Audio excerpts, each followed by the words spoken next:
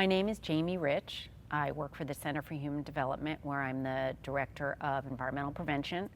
I oversee a few programs at the agency, but the main goal of all the programs is to reduce underage substance use. Young people are our future, and I'm very passionate about ensuring that they have a good future and that they are successful, which is one of the reasons why I'm speaking on this topic today.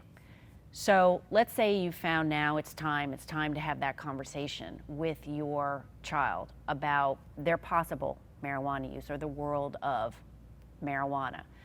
You have to make sure that you're going into this conversation with the right frame of mind. You should be relaxed, not hurried, not going out the door, not thinking of multitasking while you're talking to your child about this. This is your focus, this is what's important, and they'll feel that too, that you have come into this conversation because it's important to you, because you're giving it all your attention at that moment. You want to practice active listening as you are engaging this conversation with them, and these are some ways to do it. Ask open-ended questions that opens up and the dialogue between the two of you. It just doesn't shut down with one-word answers. Be as positive as you can in this uncomfortable, probably, situation of bringing this up with your teenager. Try to approach it in a positive way. Let your teen know that they are heard, and you can do this by practicing a few body language tips. Look them in the eye, nod when they're talking, face them directly. Also, you can repeat back what they've said to you, sum it up in your own words so that they see that you understand what they've just said, and then ask questions going off of what they just told you.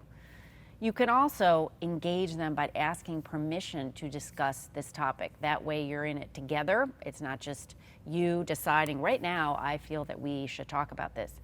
But you do need to be prepared for them to say no, they don't want to talk about it right now.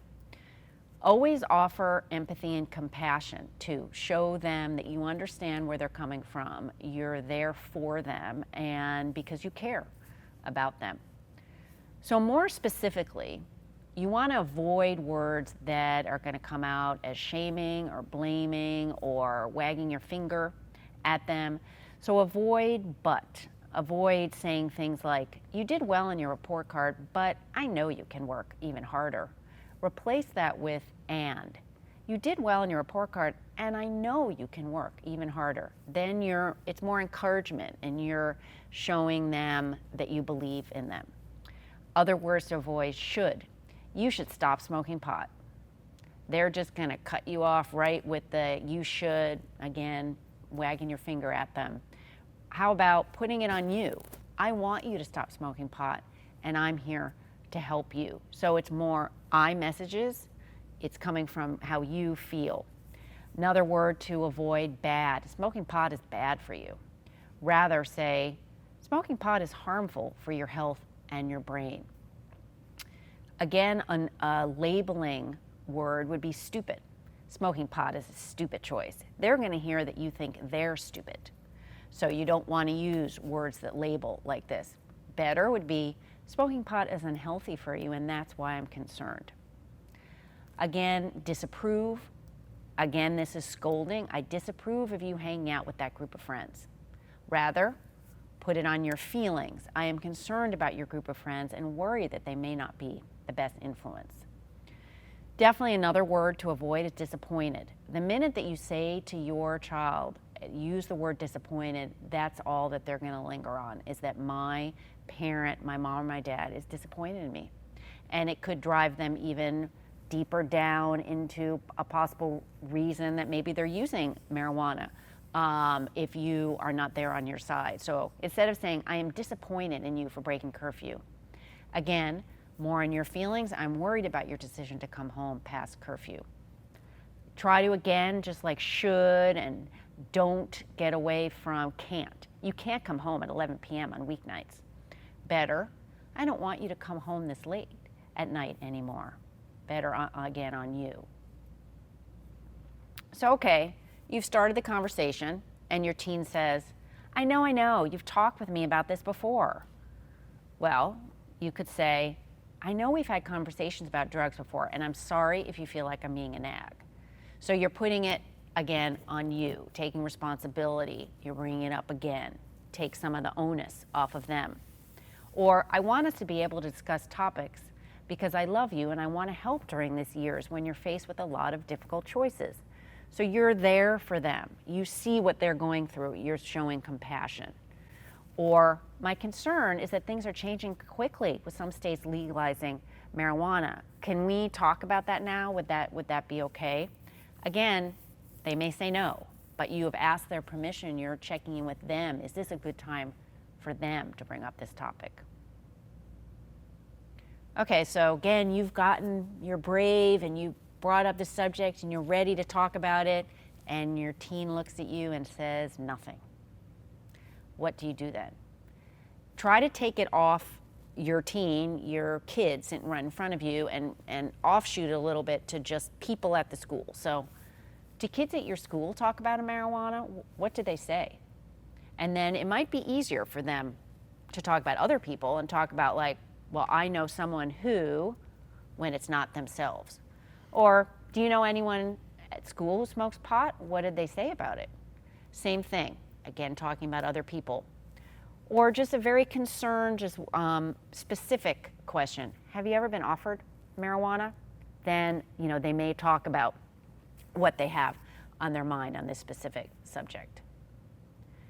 Another response your teen may say to you, I'm only doing it once in a while on weekends, so it's not a big deal. So then you might come at that with, I'm happy to hear that this is not something you do on a regular basis. So you're happy to hear that from them. But you may say, the fact is, using any drug can be harmful at your age because your brain is still developing. So you kind of compliment them because they're not doing it all the time, but give them the facts that, but you do need to know that your brain is still developing. Or, I heard you say that you don't think it's a big deal. That's, again, open-ended. You're hearing what they say, and they may give you more information.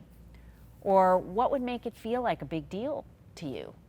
That may make them think about their future. When is this going to become a big deal? When am I going to cross a boundary that I don't want to cross with use? When does it become a big deal, the amount I'm using? Or, what are some things that keep you from using pot more than you already do? Again, that might bring up some information gathering for them to understand what's keeping them now and to keep those things in place. What about, this is kind of a common thing. I hear this out there from young people that I'm working with, to be honest. Would you rather I drink alcohol? Weed is so much safer. So take it off the having to factually answer why alcohol's more dangerous or not more dangerous, or weed is more dangerous or not, and kind of answer generally. Well, what is going on in your life that makes you feel like you want to do either?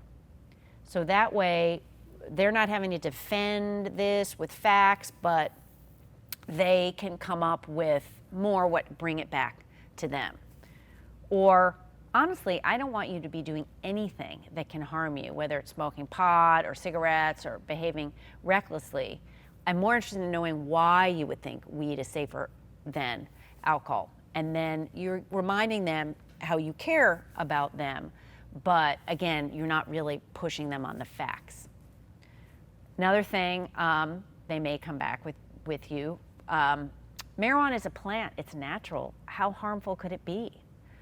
Well, a very easy thing to say is not all plants are necessarily healthy or good for you, right? Think about cocaine or heroin or even poison ivy. Would those be good things to use? And they may rethink their point of the natural.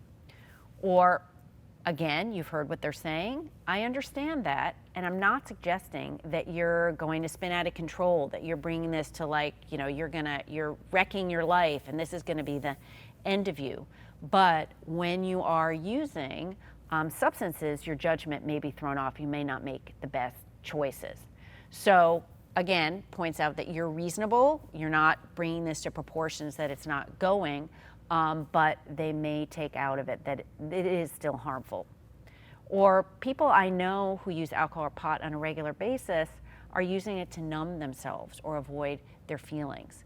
So maybe this will get your teen talking about what is going on, like why they may be, what are the root causes if they are using it. Or I would much rather you find healthy ways to cope with difficult feelings than turn to drugs. And you two can then brainstorm. What are some other things that your young person can do, whether it's yoga or running or exercising or listening to music? What may have the same effect if they're smoking? Another response from your young person might be, come on, I only did it once and I'm totally fine. So you can say, okay, why did you only do it once? Why did you stop or decide not to do it again? So that way they can kind of catch themselves and remember why they didn't like it in that moment and why maybe they wouldn't do it again. Or show interest. Will you tell me about your experience? I'm genuinely curious to know what it was like for you. How did it make you feel? So open-ended questions, they may talk about it, they may realize maybe it didn't make them feel that great, and again, maybe they don't want to do it again. This brings up probably the most difficult part of these conversations. If your teen turns it back on you. So, but you smoked weed when you were younger. So best to be honest. If you did smoke weed when you were younger, I'm not going to pretend like I didn't. And that's why I'm talking to you about this now. And then talk about your experiences. When I did smoke, my judgment was compromised, and the only thing that prevented me from getting into some serious problems was luck. So that they'll see, okay, my parents been through it, and they made some smart calls when they were in it. Or you can say, you may be thinking, well, you did it and nothing horrendous happened to you. And point out that these are chances that they may take when their judgment is impaired, and that again, that you were lucky. And then you're being informative, but also being honest about your past. So if you did not smoke weed when you were younger, again, you should be honest and say, you may or not believe this, but I never smoked weed when I was a kid. It didn't have a place in my life and would have interfered with activities I enjoyed. So that way, you're talking about your facts, but it may be pertinent to the situation that your child is in right now. Maybe they also will think, well, I also don't want to use it for these reasons. So those are some tips, some specific scenarios to use when you have to take on this conversation with your child. And I hope that these videos, this information on marijuana was helpful for you.